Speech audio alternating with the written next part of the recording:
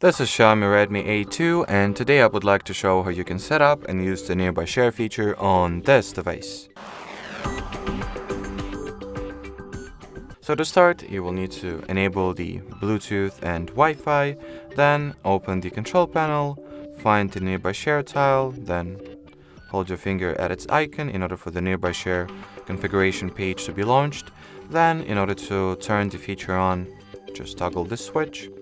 From here, you can rename your device if you really want to, or if you're just looking to set a custom name for your phone.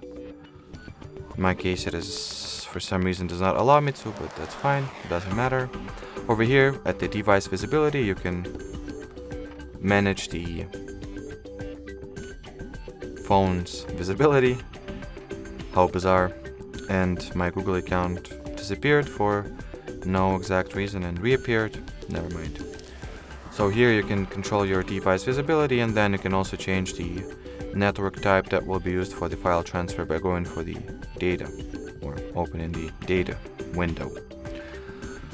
Now everything seems to be properly set up, so let me quickly take a screenshot on my other phone and try sending the sad screenshot through nearby share.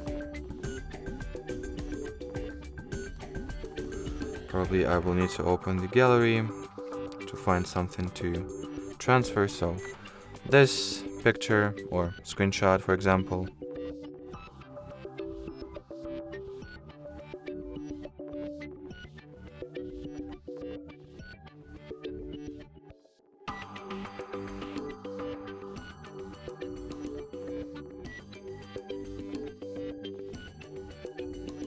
So as you can see, the image was sent and received successfully, so that will be it for this video. Thanks for watching and bye bye.